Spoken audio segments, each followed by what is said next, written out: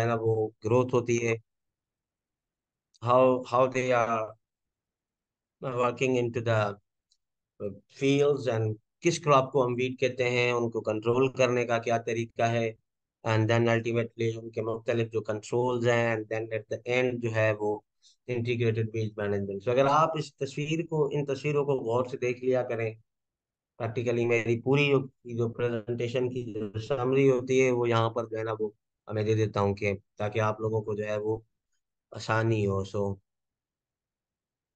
Let's start journey. हो सकता है कि ये लेक्चर इतना बड़ा ना हो, लेकिन I have tried to summarise the things across the format, and जितना मुझे जो है वो इल्म था, मैंने आप लोगों के साथ जो है वो शेयर करने की मैं पूरी कोशिश करूंगा। सो अब वीड्स क्या होते हैं? Generally we all know very well because we all are from the agriculture background, तो हमें पता है कि वीड्स क्या होते हैं, ठीक है।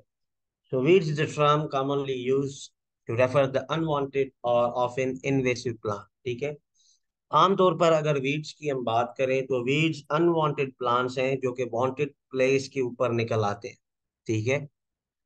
जब हम कोई भी फसल लगाते हैं तो हमारा जो टारगेट होता है वो फसल होती है, लेकिन उस जमीन के अंदर कुछ ऐसे दूसरे भी प्लांट्स जो है वो ग्रो करना जो है वो शुरू कर देते हैं जो हमारी टारगेटेड क्रॉप्स नहीं होती। और कहा यह जाता है कि भाई ये जो क्रॉप्स हैं या ये जो प्लांट्स हैं ये क्या करते हैं, ये सिर्फ आपकी जगह नहीं घेरते या आपकी फील्ड को एक अनवांटेड जो है ना वो लुक नहीं देते, लेकिन उसके साथ साथ ये क्या करते हैं, आपकी फील्ड के अंदर जो है वो बड़ा कंपटीशन भी करते हैं। So weeds are the unwanted plants. Invasive का मतलब भी यही है कि जो जबरदस्ती जो है वो ऐसी जगह पे जो है वो कोई चीज जो है वो ग्रो कर ले जिसको जो है वो आप ग्रो करना नहीं चाहते थे। तो वीड्स कहीं पर भी हो सकते हैं। It can be found in the gardens, it can be found in the lawns, और it can be found in any cultivated area. जिस जमीन को आप कल्टीवेट करते हैं या जिस जमीन के साथ आप खेलते हैं, वहां पर आपको जो है वो वीड्स जो है वो मिल जाएंगे। तो वीड्स इज अ ट्रम, ठीक है ना, एक कॉमन ट्रम यूज किया जाता है उन प्लांट्स के लिए जो अपनी जगह से दूसरी जगह पर जो है वो निकल आए। अब कॉमन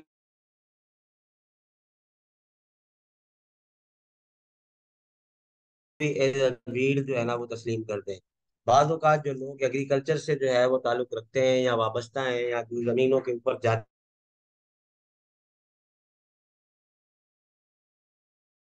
जो है वो हमें दो से तीन ऐसे वीड नजर आ जाते हैं जो हमारे काम के भी होते हैं, जिसमें सबसे पहला ऑप्शन आ जाता है आपकी ब्रासिका का, सरसों का। तो वहां पर देखें हम, अगर हम उस सरसों को छोड़ दें तो वो कुछ करेगी तो नहीं ना, सरसों में से भी तो हम कल्टीवेट करते हैं, ठीक है। लेकिन प्रॉब्लम ये है कि उस वक्त जो वीट की फील्ड है वहां पर जो मेजर क्रॉप है या टारगेटेड क्रॉप है या जिसके लिए वो फील्ड लगाई गई है, वो सरसों नहीं है, वो वीट है।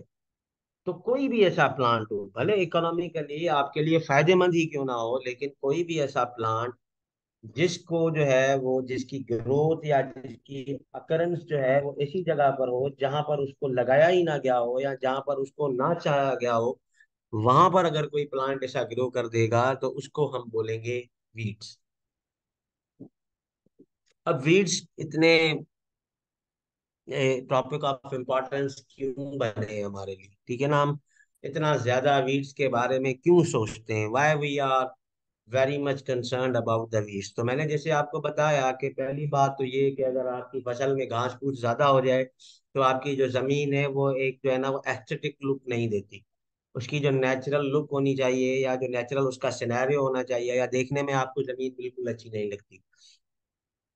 पहली बात तो ये है कि एस्थेटिक लुक आपका खराब होता है।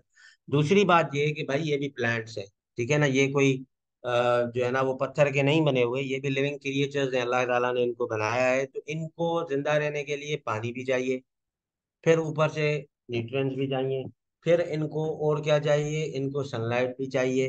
तो ये क्या करते हैं इन प्रैक्टिकल, आपकी जो मेजर क्रॉप होती है उसके साथ ये कंपटीशन में आ जाते हैं। तो इनके कंपटीशन में आने की वजह से ये माना जाता है कि भाई वीड्स की अगर आउटब्रेक आपकी फील्ड्स के अंदर ज्यादा होगी या वीड्स ज्यादा जो है वो ग्रो करेंगे तो उसका बहुत नुकसान